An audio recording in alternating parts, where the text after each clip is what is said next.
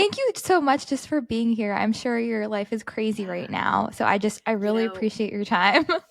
I'm so thrilled to be here. I love your podcast, by the way. When You're you so sent it, I was sweet. like, how do I not know about this? You had all these people on there that I was like, oh yeah, I follow these people. I love these people. So I have loved listening to it the last few weeks. It's I been really appreciate fun. you. Well, I love you and your work. And I first heard about you on Stephanie Mae Wilson's podcast. And it's so funny, Meredith, you're going to laugh because I started listening to Stephanie like back in 2020, right after a breakup. Oh, no way. Never heard of her before. And she like helped me. She like walked me through like the stages of my breakup without even knowing it through her podcast. And then when I started my podcast last year, I was like, you know what? Like, who are the people I've always wanted to have on? And Stephanie just came to mind. And then I had a chance. Yeah, and I had a chance to sit down with her like a couple weeks ago, and it was just so surreal. And then I obviously listened to Stephanie's podcast, and that's where I learned about you from Girls Night podcast. And I just right away, I loved your work. I read your book. I'm a big fan. I was reading it yesterday as I was like trying to prep. I was like, there's just so much good information in here. But that's so kind. One thing with WellnStrong too, Meredith, is that I've been expanding beyond just like physical health concepts, right? Yeah. And I think, I mean, a lot of the content that I found has resonated most with my listeners and my audience has to do with emotional health, mental health, spiritual health, understanding relationships. And I love the Enneagram. I like recently got into this in the past year or so. So I was like, I really want to have an episode on this. And again, I love your work. I mean, you've written on so many different topics, but especially Enneagram. And I was like, she's the person to have on to discuss this. Well, thank you. Yeah, it's been fun to just kind of, the book came out last January. Was it last January? Yes. Lived a lot of life between now and then. My book came out, and then my second son was born like 6 weeks later.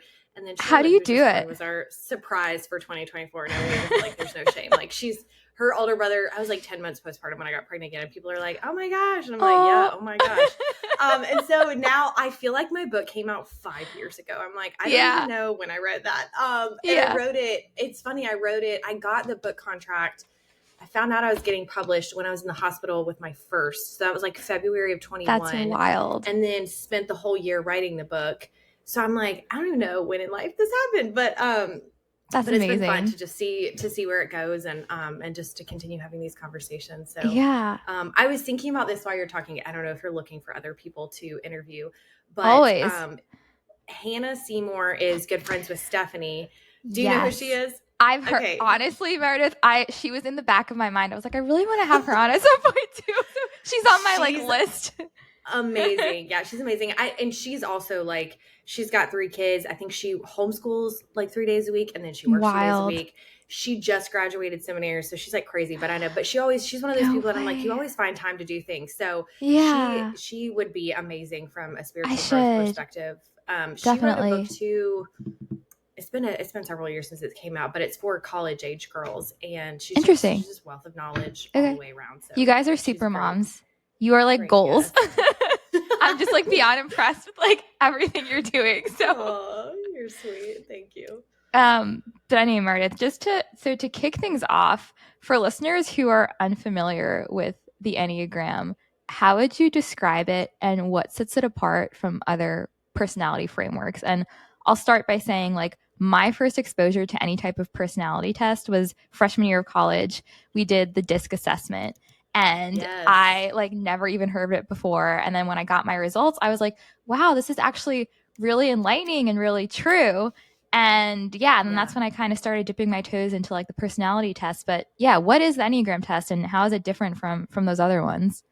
Yes, I love this. I love starting with this question. So I always tell people, I always group it with other personality tests because it's the easiest way to explain it. But it's really very unlike the other ones because all the other personality tests, like you mentioned, the DISC, which I love, Myers-Briggs, which is also a fantastic one. Yeah. Those are all based on your actions or kind of like your behaviors.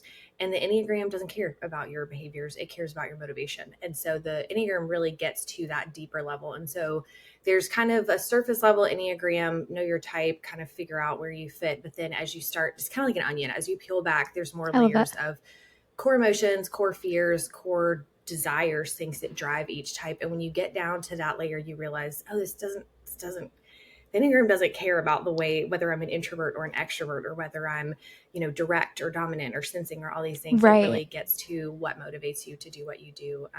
So that's the way that I describe it to people. I'm like, it is like a personality assessment test, but it's not, because it has nothing to do with your personality. It has really more to do with your motivation than so interesting. Yeah. And like, how did you get into this? Like, you wrote an incredible book on it. It's called The Journey Home for listeners. I'll be linking it in the show notes, but it is just so rich. And as I was reading it, I was like, how did she learn so much about it? Like, what prompted this interest? Yeah. Well, it's funny. So I was originally introduced to it when I was a sophomore in high school. So almost 20 years ago. Yeah. And I was in counseling at the time for an eating disorder. And it's funny, now, like, the counseling ministry that I go to is Sissy Goff. She was my counselor. So if you've read, she's written tons of books. She has a podcast with David Thomas, and they've blown up all over the place. So it's really, I have to check her out. Yeah. It's geared more towards parents. So if your audience has kids, they're probably like, yeah, I've heard of them. But anyway, she was my counselor at the time, and Daystar Counseling Ministries, they use the Enneagram as a framework to help their the kids that came through their practice, and also the parents. And so I was introduced to it that way. And it's funny, I remember going through it was called the Enneagram Made Easy, and it was geared more towards kids and families, and went through it, took the test, and it was like 20 questions. So you check all the boxes, tallied up, and I think I scored like 100%, a type 1. And she was like, here, I want you to take this book home, and I want you to read it, and I just want you to see if you think that actually is right.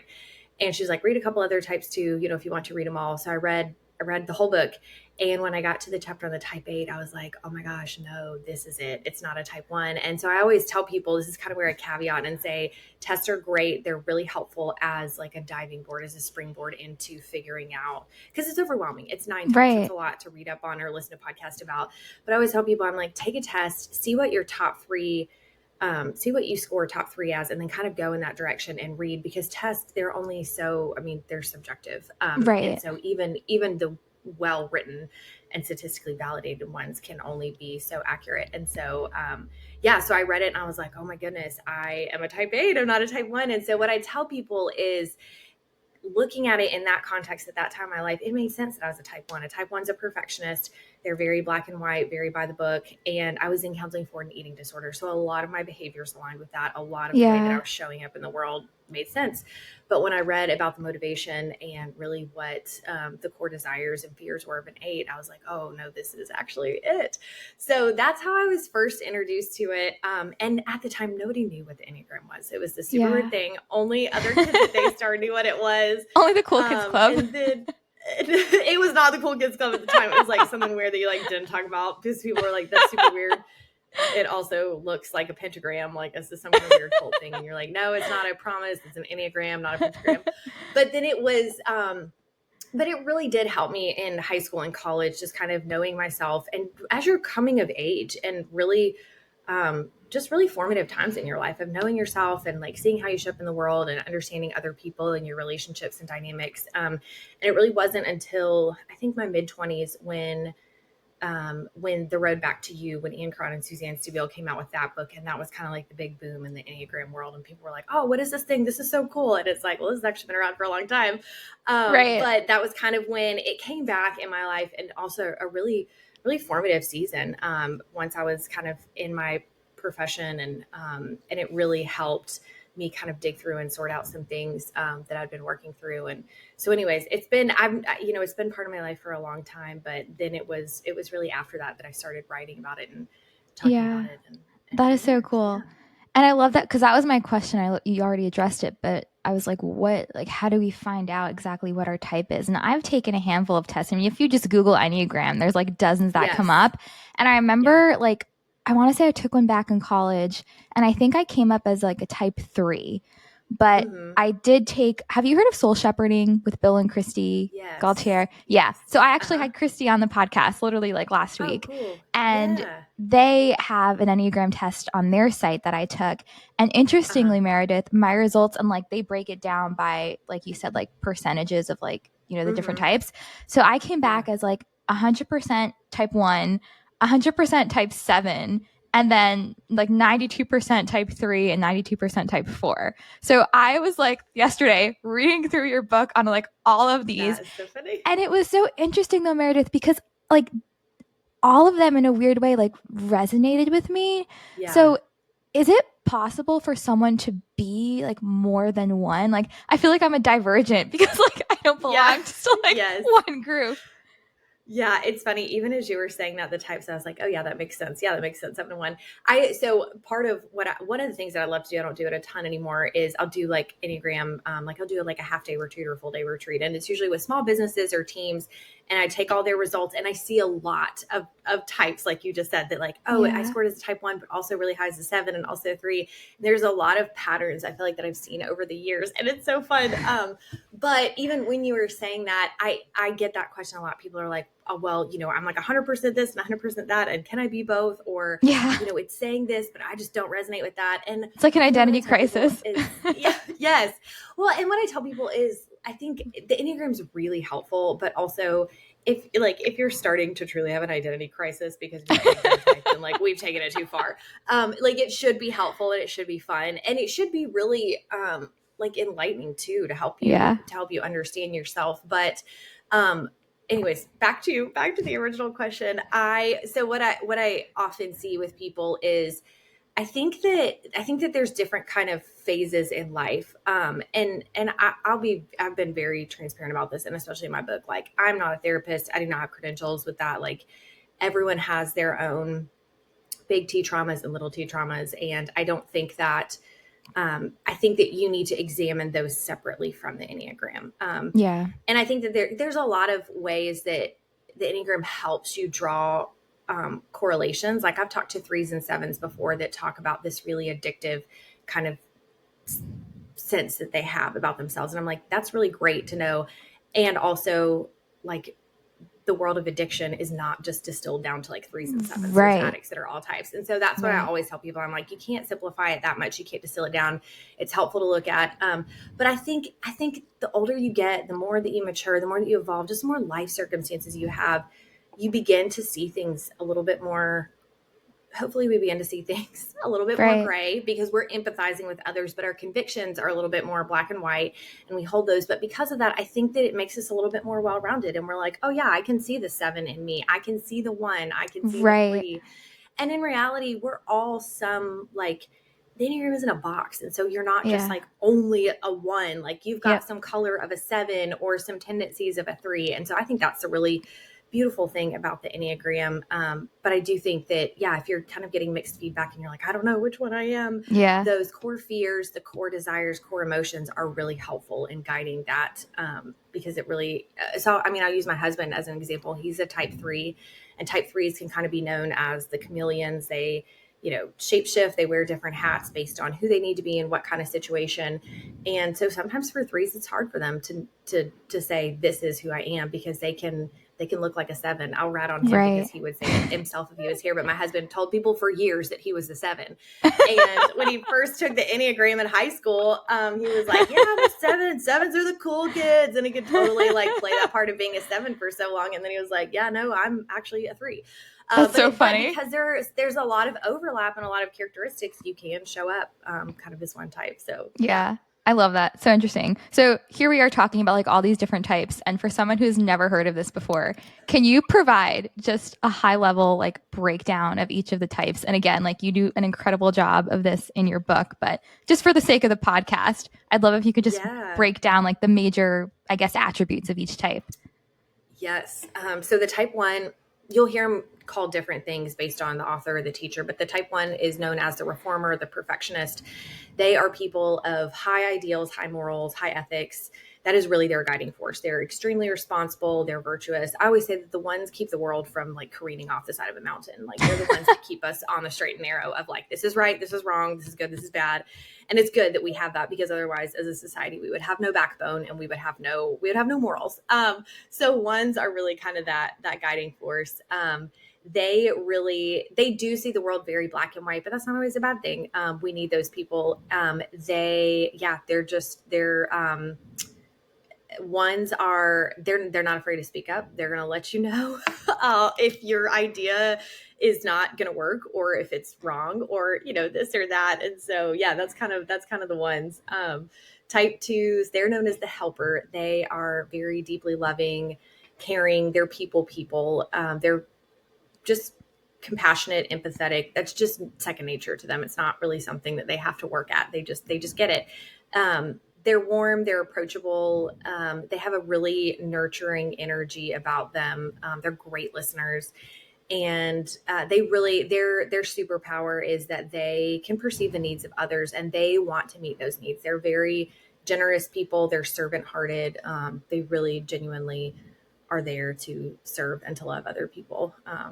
Type threes, they are known as the performer or the achiever. They are very driven, ambitious. They have like an energy that they're just gonna go do it, and people are gonna stand by and be like, yeah, let's do it. They just have this infectious energy about them. They're very goal directed, success oriented, not only for themselves but for other people too. They're big champions. They'll support you in accomplishing your dreams, whatever they are. And threes are really true visionaries. Like, they'll see something way out there and they'll be like, yeah, it's totally possible. Let's go do it. And they will formulate a strategy and they will figure out how to get there. I'm like struggling a little bit. I'm like, oh, do I go into it a little bit more? Let's go into it, Meredith. High level. I realized when I got to the type 3, I was like, oh, I didn't say anything of like I think one of the ways that's really helpful to identify your type is to like learn about kind of the shadow side. Like, what are the pitfalls of each type? Because that's where you really tend to see yourself. You're like, oh no, that's me. And that's I don't want anyone to know. I want to get into that. But then I realized with the type 1 and 2, I didn't go into that at all. But I'll go back and do a little recap for 1s and 2s, and then we'll catch Perfect. up for 3s. So type 1s, they struggle with anger and resentment, and anger is not bad. I'm really quick to say, like, emotions are not moral or amoral. They're immoral. They are what they are. And there are ways that they can become, if we don't like bridle our anger, yes, it can become very destructive. Hello, I'm a type 8, so I'm the first to recognize that and be like, yeah, my anger has been really destructive. But with type 1s, their anger sometimes can seep into resentment. And they take on more than they should because other people aren't going to do it right. They're not going to do it up to their standard. But then they become really resentful of other people. And that anger is kind of like this low festering, that just kind of ends up spilling over into everyone, and everything. Type 2s, this is kind of when I say this about type 2s, it does not resonate. But they're kind of, their sin tendency or proclivity or weakness, whatever, vocabulary it is that you want to call it, there's this pride. And so for type 2s, that feels really strange because they do not come across as prideful people. They're the helpers, right? They are the helpers. But what often happens is type 2s, their help can become sort of prescriptive of like, I know best, this is what you need. And they want to help only in that way. And it's a kind of a prideful thing to be like, oh, I know best. I know what you need. Right. And in reality, like they really do have good hearts. They want to love and they want to serve other people. But if they're not checking themselves, and this is for all the types, like if you're not checking yourself, like our motives can be bad sometimes, or our motives can be self-serving. They're not really about other people. And so that's kind of it for type 2s, is it can become this prideful thing of wanting to do for others what they think they need rather than what the other person is asking for or what they feel would be the most helpful. Type 3s, they struggle with deceit. And 3s, I love 3s. I have so many 3s in my life. And my I was going to ask you, what's the nature makeup of like your family and closest friends, like profile-wise? Yeah, so, what's funny is I have a lot of 1s in my life, and I love 1s. And so I have a lot of 1s in my life. I also have a lot of 3s in my life, and a lot of 9s too. That's so interesting. It's funny. Also have some 2s here and there, and anyways, it's funny. There's sometimes it's like, I wonder if I'm like that because of how many 1s I have in my life, or all 3s. Being married to a 3, I wonder if I'm like that.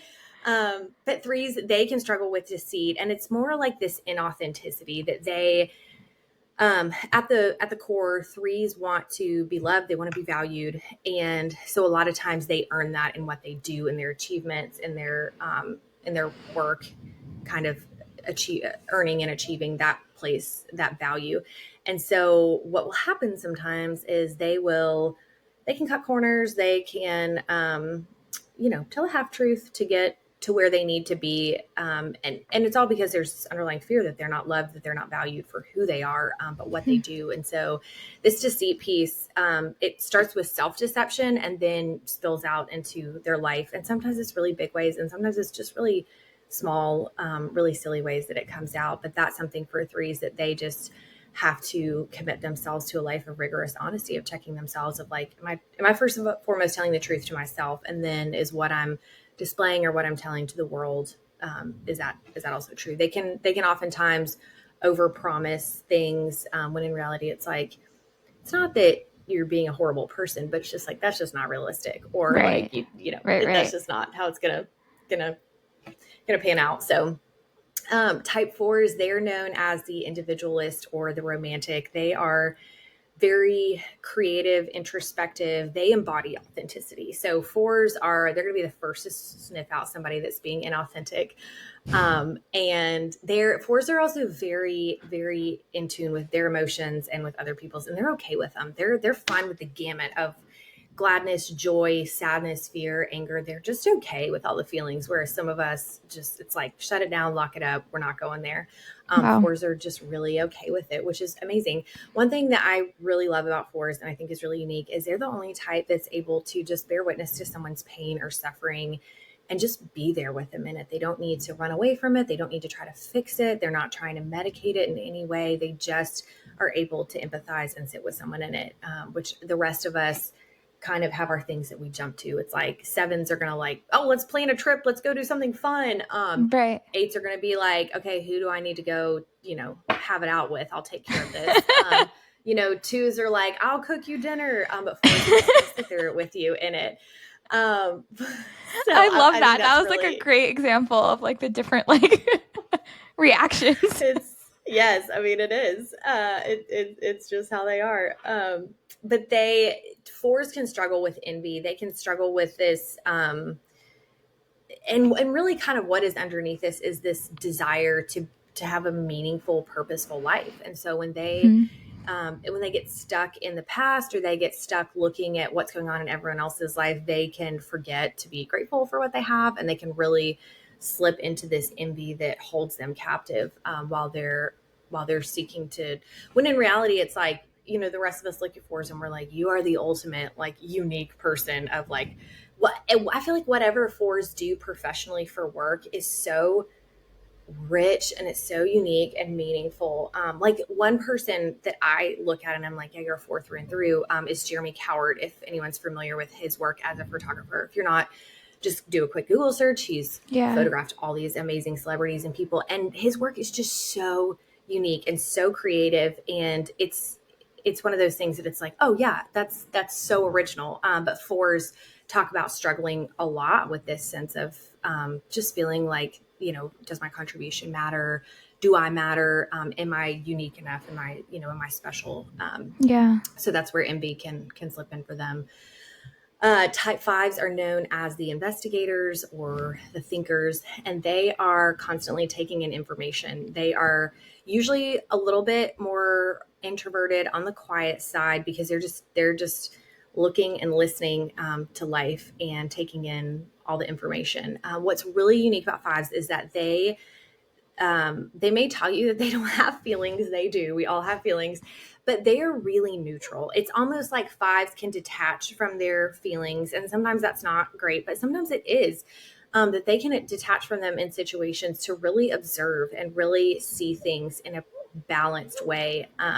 They're very even, they have a very calming presence to them. I always say that fives are the people that you want on your trivia night team because they know all these random pieces of information that you're like, how do you know that? Why do you know that? They love a good Google rabbit hole more than anyone. They're inquisitive people. They ask open-ended questions.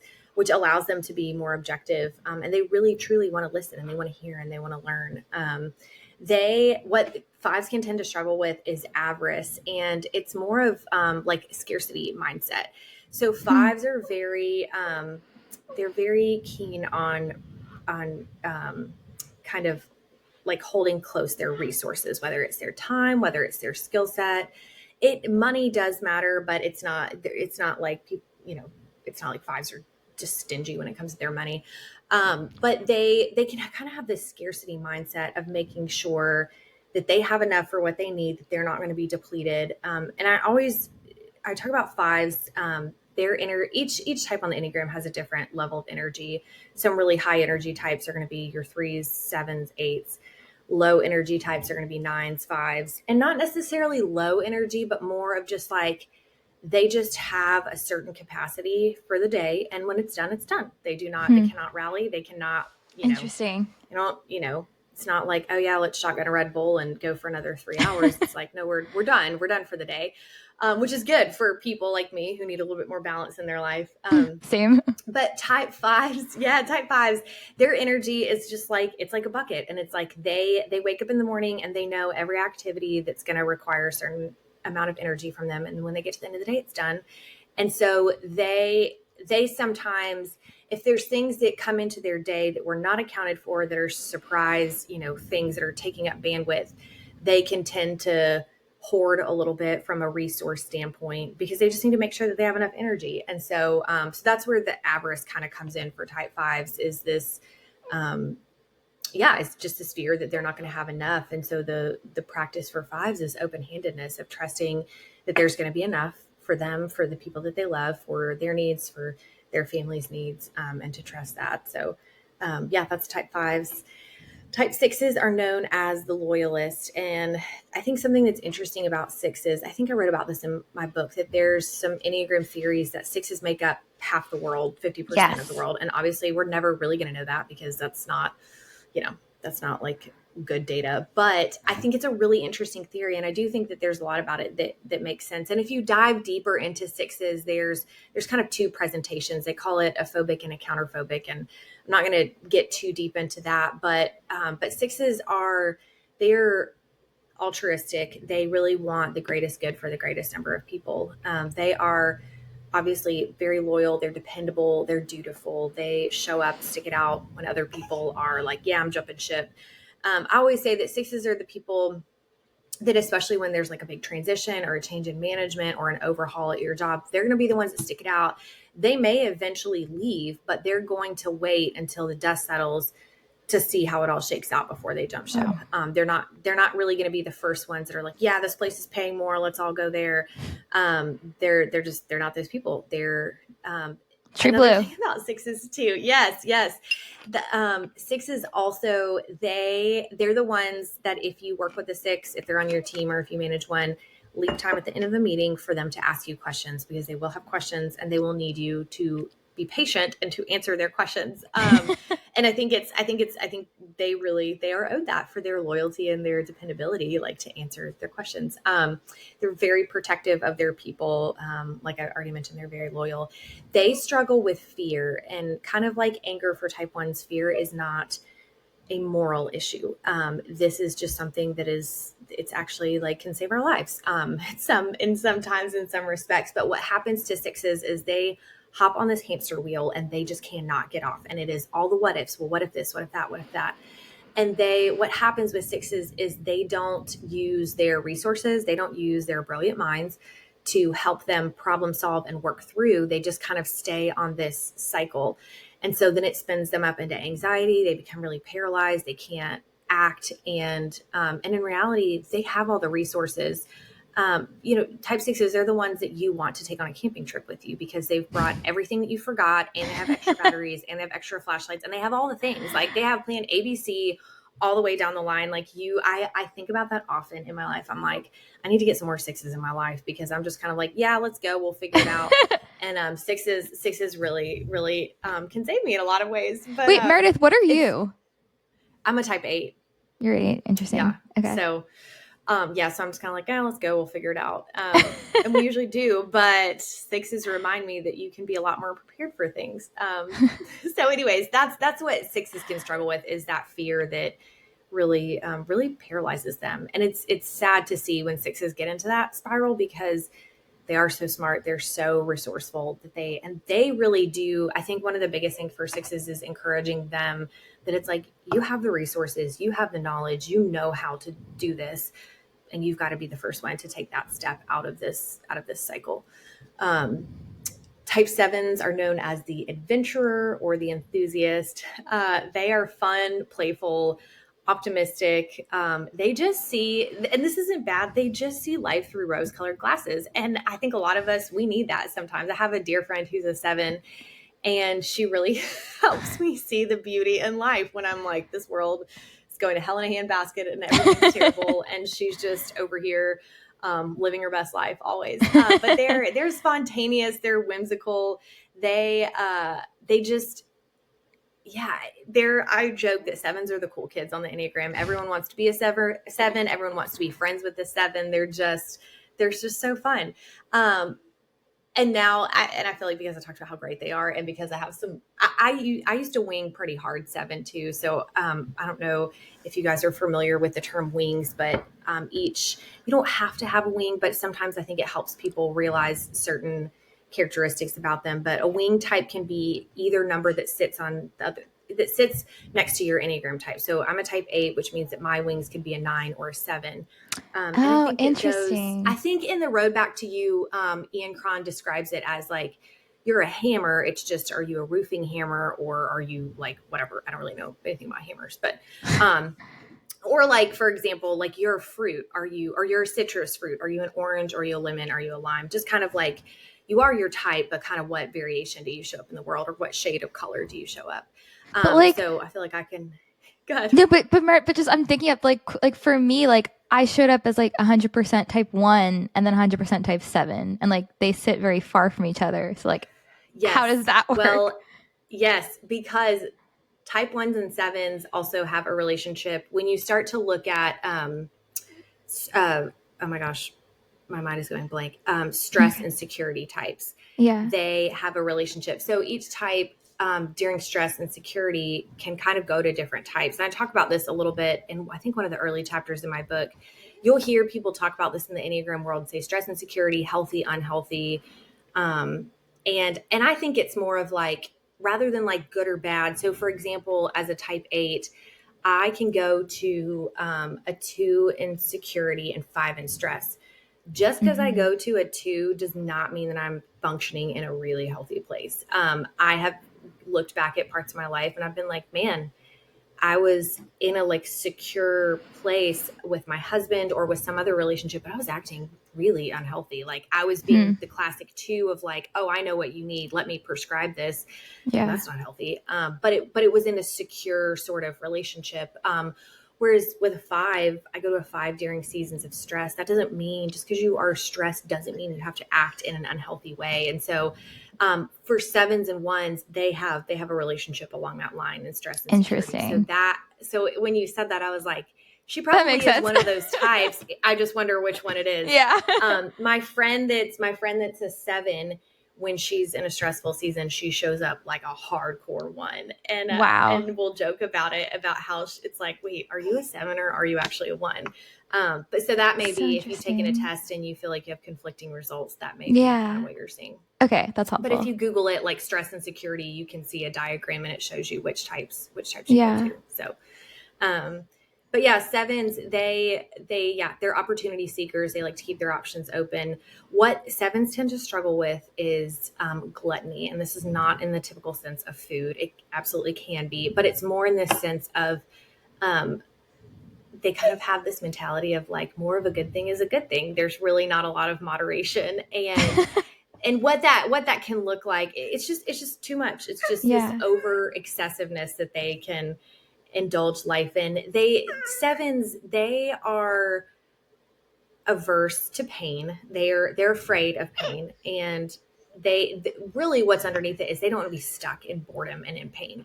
And so it's not even the pain that's so scary. It's the idea of being stuck in it. And so a lot of times they're the ones that are jumping from job to job, or they're planning. Sevens, their joke is that they're already planning their next trip while they're on this vacation. So they're not even enjoying this one because they're too busy planning their next one. That resonates with me. They got to keep something. It's like the next thing. Yes, it's the next thing. And I think for them, I always say that for sevens, you know, that little, like on your side mirrors, it says objects in mirror are closer than they appear. I always say for sevens, kind of their mantra is like shiny objects are further than they appear. They have this shiny object syndrome of like, oh, I got to chase the next thing. And they think it's just right there. And it's like, if you have that friend in your life or that spouse, they're like, okay, let's talk about this before we make another job change, or let's be realistic about what this is actually like, the time commitment or the cost or all that. And so, but it is all like, if you go back and look at all these types, they're, kind of their shadow side, it's really attached to these core fears or these kind of, really core fears in their life of things that they want to avoid or things that they don't want to be true. So that's what it is for sevens. Type 8s are known as the challengers. They are very strong, self-confident. They're champions for justice. They're independent, protective, very passionate people. And I have to remind myself in 8s that passion is not the same as emotion. And sometimes your passion just needs to be turned down a little bit. Anyways, they bring a lot of energy. They bring a lot. Their shadow side is lust, and kind of like gluttony, lust is not in the typical sense that we think of in terms of like a sexual desire, but it's just this lust for life. It's similar to sevens. It's like enough is never enough. They just want more. It's just kind of this general energy that they approach life with, that it's just a little bit much sometimes, and they just need to take a deep breath and they need to sit back. But you know, for 8s, part of where their energy and their passion comes from is they are seekers of truth and justice. And so for them, 8s are going to call a spade, and you're not going to get away. You know, I think it's so funny. Like, God just knows what he's doing, and he's so kind. But the fact that, you know, my husband and I would be paired together. It's right. Like, I was just thinking that. What a nightmare for a 3 to be married to an 8. And also like for me to have someone like him, what it is I'm like, yeah, God, you knew exactly what we needed to be refined and to be sanctified is really it. And now I have all these children, and I'm like, oh my gosh, God, like I see exactly what you needed to like grow in me through them, and thank you for that. But yeah, so anyways, they're driven by truth, and they're going to call out anything that they see there's a discrepancy with, and it is good, but a lot of times, 8s, they just have to learn to ratchet it down a little bit, and the way that they deliver it, or what they're saying is not wrong, but how they deliver it can be a lot softer. It can be a lot more just well-mannered. We'll leave it at that. So interesting. Yeah, type 9s, they are known as the peacemaker or the mediator. They are very easygoing. They have a calming presence. They are true empaths, similar to 4s in that sense. And they really, one thing that's unique about the 9s is they genuinely see and understand everyone's perspective, their pain, and they're supportive of each person. Even if they disagree with them, they can be supportive of the person. They're very loving. They understand each person's perspective, which is why they're great mediators. How this can kind of backfire on them is 9s can tend to stay in that place of understanding, of empathy, and not take action when they need to about something. And some of that is out of fear of disrupting the status quo, the peace. And so their kind of shadow side is this sloth. And it's not because 9s are lazy. I'm very quick to say, I know I have a lot of 9s in my life, and they're extremely hardworking. But there are areas in their life where it's like, oh, you needed to take action a month ago and sit down with your boss and have this hard conversation, or have this tough conversation with a friend who has not been a good friend, or share some things with your spouse that have been building up so that you don't carry this resentment. and they just kick them off a little further, and they're like, oh, I'll do it tomorrow. I'm really tired today, or this week's been really stressful. I'll do it next week. And they just kind of keep kicking things off, and they never really deal with issues that are important. And the reason that they're important is because nines matter. And I think that's what nines, I think, sometimes forget at the end of the day. They're busy seeing other people's perspectives, and they, similar to twos, meet a lot of needs, but they forget that they matter and that their voice matters, and that if something's hurt their feelings, or if something's bothered them, or they need to share something, then that's important. And it's really, it's something that they need to do for themselves. And so that can be where it kind of slips into a shadow side, because for nines, their virtue is love. And I think some of the, one thing that's true about love is that it's an actionable, love is actionable. And so sometimes that action is for other people. They're really great at doing it for other people, but a lot of times that action is for themselves. So that's nines. And that's kind of a quick overview of all the types. Meredith, that was amazing. You are truly the Enneagram master, just so you know. I'm sure people have told you that before, but that was incredible. Nice. And I feel like so many listeners right now are probably like, oh my gosh, like that's me, or that's me. So definitely encourage everyone to pick up a copy of your book to really dive into that. But going back to relationships, Meredith, so you said you were an 8 and your husband's a 3. I'm so curious, are there Enneagram types that complement each other? Like what's the ideal Enneagram type for the quote unquote like perfect romantic relationship, let's say? Yeah, it's funny. I am not that person. Krista Harden, she actually wrote a book on Enneagram and marriage, and it's really good. I think that Jeff and Beth McCord have done some stuff on type pairings. And I'll say this, I think that the Enneagram is, I think it's really good to know these things about yourself, and it's really helpful to know things about other people. And I think it's also as, I don't want to say it's silly, because it's not silly, but it's almost as silly and subjective as marrying someone or being with someone based on their birth order. Like I joke all the time that both my parents were firstborns. I'm the secondborn, so I have an older sister. I married a firstborn. And so I'm like, I have to act like a firstborn, or else I'll never be heard in life. I'll never get a word in edgewise. I'll never have my opinion. But like, I say that as a joke, but also too, it's, it's just funny, the people that you find yourself in relationships with. And I think that there's a lot of, I think that there's a lot that if you're so I kind of break it down into, assertive, dependent, and withdrawn types. So the assertive types are going to be the 3s, 7s, and 8s. They're very, they're bold. They can be sort of a little bit more aggressive, just direct, like in what they want, what they're working towards. The dependent, and I wish that I had a better word, because I think that sometimes people are like, oh, I don't like that word.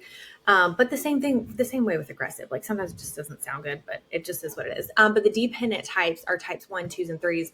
They more of see life through, they see it through relationship on a pretty horizontal plane. They can be assertive, but not quite in the same direct kind of brash way that 3s, 7s, and 8s can be. And then the withdrawn types are 4, 5, and 9. And it's not that they're conflict averse, but they're more of observing the world around them. They see the world as, if 3, 7s, and 8s are taking effect on the world, 4, 5, and 9 are looking at the effect that the world and things have had and deciding how to move forward from there. And so, interesting. Anyways, I feel like I'm getting way into the weeds here.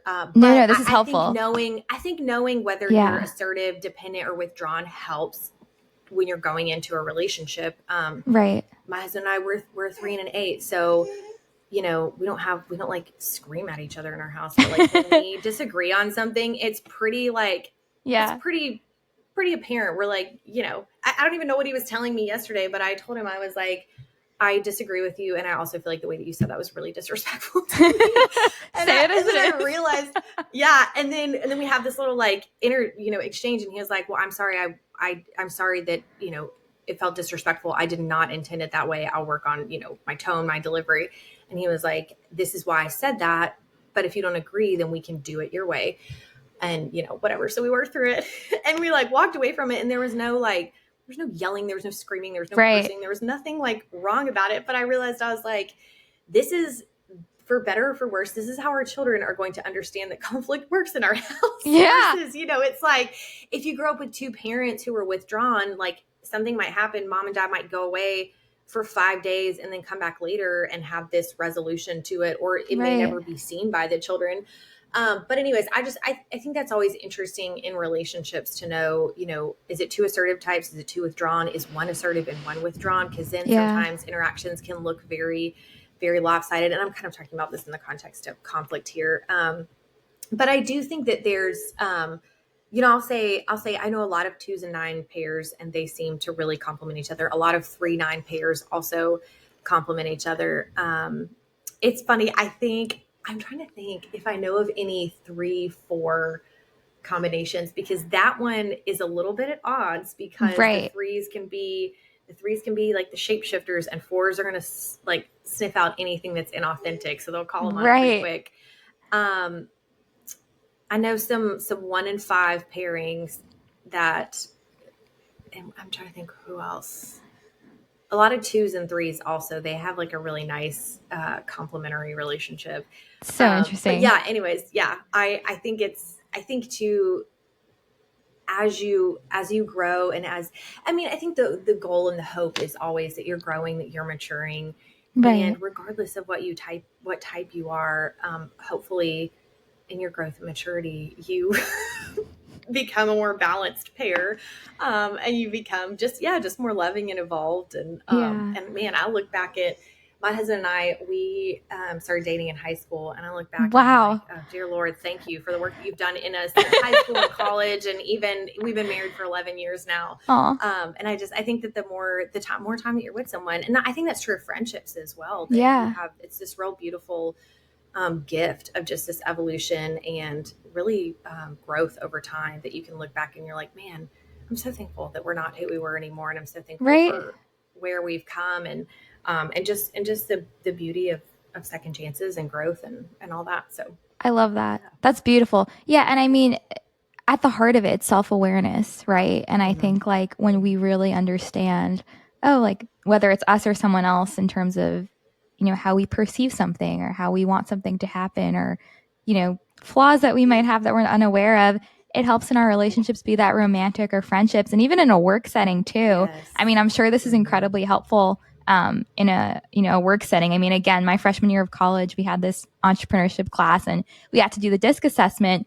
But part of that class was this behavioral component where we all had to share our results with the team.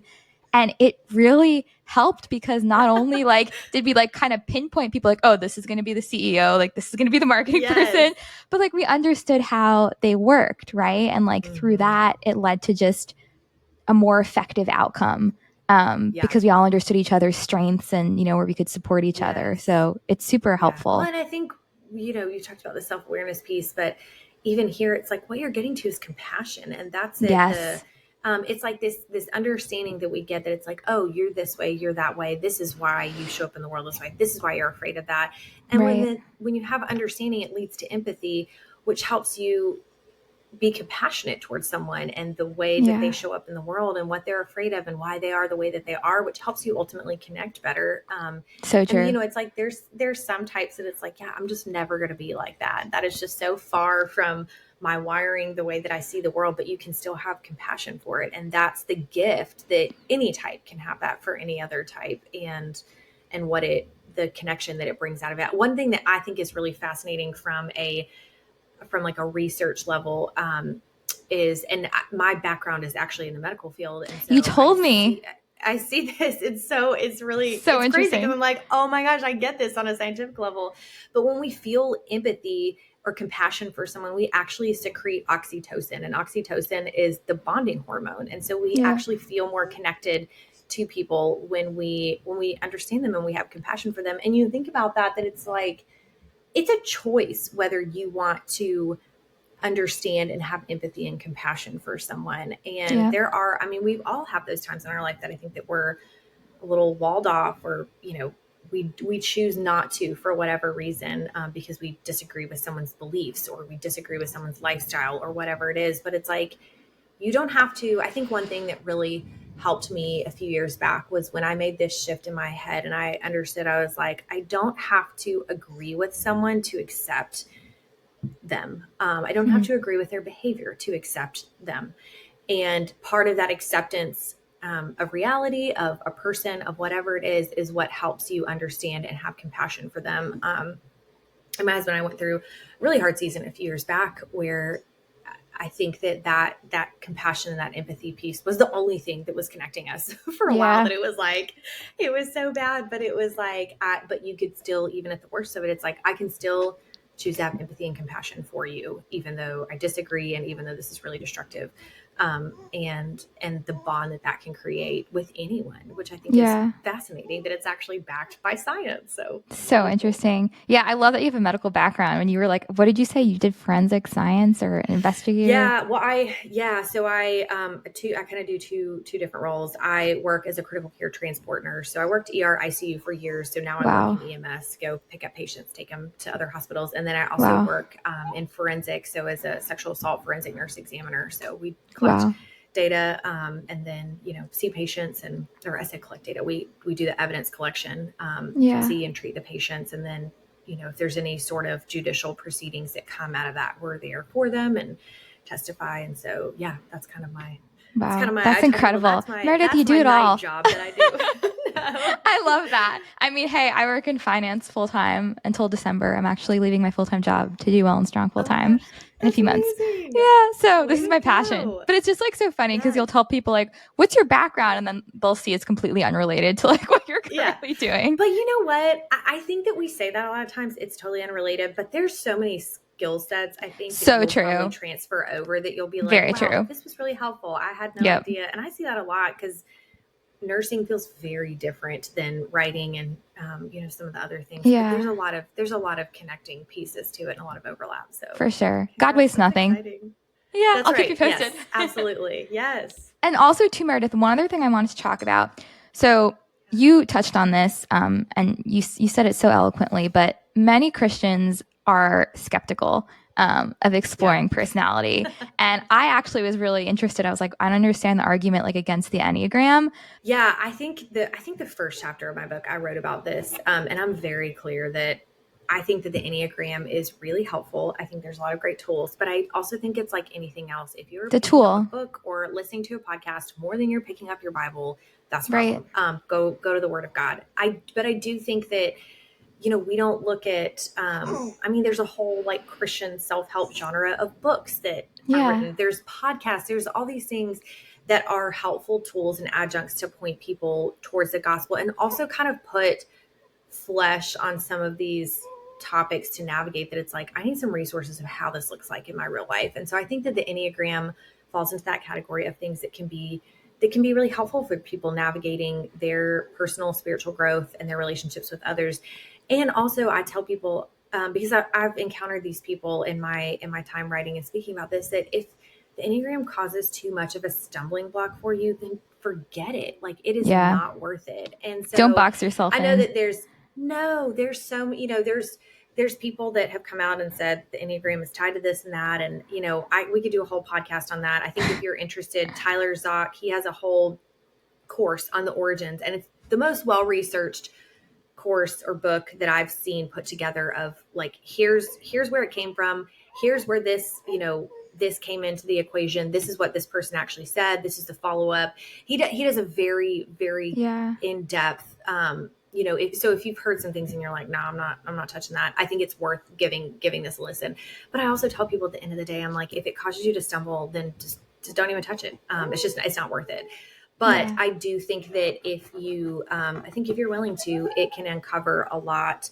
I think for myself, just from a spiritual transformation standpoint, the Enneagram has been really, really powerful in it. And then even the 12-step recovery, I think that that's another world, and that's not really related to my book in any ways, but the way that it connects is I think a lot of Christians are very skeptical of the 12-step world because it's, it's like loosely tied to religion, but it's not, but you know, it is, but it talks about higher power. And here's the thing is like, I think it's again, if it helps you, great, use it. If it doesn't, then don't use it. And so, you know, that's how the Enneagram is. I think a lot of people have found it extremely helpful. And like I said, for myself, from a spiritual transformation point, the Enneagram has helped me really narrow in on those things of like the lust piece for me of just too much, just too much. It has really helped me trace my anger to like where it starts before it blows up and gets really red and loud and ugly.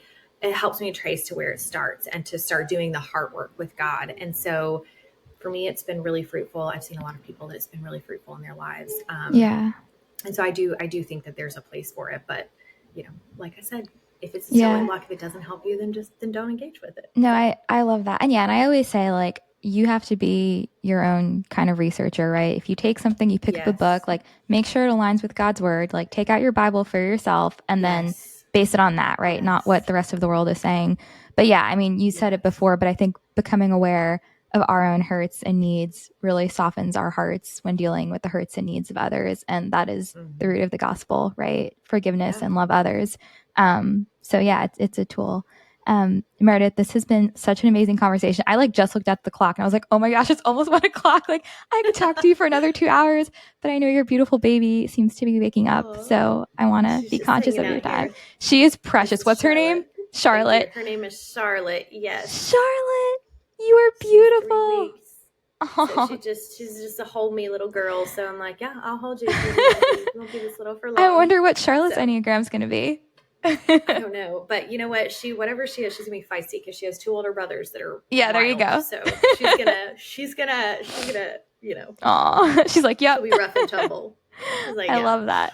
So cute, Meredith. Well, again, thank you so much for making time despite your busy schedule. Thank you for having me. This was so fun to be on here. Yeah, absolutely. So where can listeners get a copy of your book? And you've written many books. I'm alluding to The Journey Home, but where can they find you? Actually, the Journey Home, it is.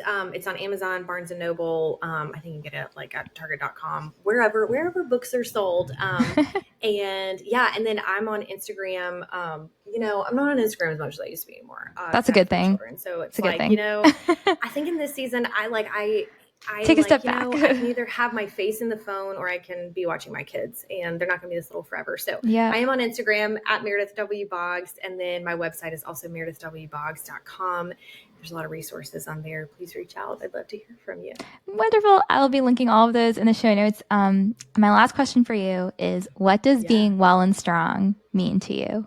Oh, I love that. I think being well and strong means, I think it's not just, it's physical, it's spiritual, it's emotional. I think it's all those. And I honestly think it looks different in every season. I'm laughing because my 3.5-year-old, part of our routine is, we'll go to the gym every day, or we'll work out on our garage gym. And so he obviously haven't been because I had a baby 3 weeks ago. And he asked me a few days ago, he was like, Mom, he was like, let's go to the gym today. And I was like, well, we're going to go today because, we're just not. He's like, well, why? We haven't been in a long time. And I said, you're right. I said, we haven't been in a long time. I said, sometimes you just have to take seasons of rest. And I said, Charlotte was just born a few weeks ago, so I'm in a season of rest right now. I'm not going to work out for a little while. And he just did not understand that. And it was so funny because I was like, I need to remember that sometimes seasons of rest are seasons of growth, and that there's it is true. Part of being well and part of being strong is to take seasons of rest. So it's funny having that conversation with him. And then you asking that question, I was like, I love rest that. is a part of that equation. Sabbath rest, and also physical rest is sometimes part of being well and strong. So yeah, I love that. I think it's all of those things. And that's also how the Enneagram ties into it. It's part of the emotional and So true. Yeah. It all ties in. Meredith, where are you based? Where do you live? I'm in Nashville. I was going to say, I'm in Greenville, South Carolina, but if you ever needed a babysitter, I would babysit for free because your kids sound like characters. They're sweet. I would love them. I'll tell this one other story on my 3-year-old. He asked me this past week, he said, Mom, he said, when it's time to go to heaven, I'm going to put on my Batman costume and fly up to heaven. Do you think God will like that? And I was like, yes, God will love that. And I'm like, why don't we think about God like this? How sweet. I love that. So it's pure. Beautiful. It is. He was it's like, just, well, you can walk up to heaven when it's time. And I was like, yeah, cool. Okay. God speaks to you through your children, I feel like. He really does. He really does. Awesome. It's so sweet. Well, Meredith, you are such a sweetheart. I really look forward to staying in touch with you. I have a feeling we're going to be good friends, but I'll let you know when this goes live. God bless Charlotte, and I hope you enjoy this season of rest. And yeah, I hope to have you on again at some point. Thank you. Yeah, and please let me know how I can help support you and all the things. I'm so excited that you're going full time in December. Keep you posted. Yes, you're gonna do great. You're gonna do so great.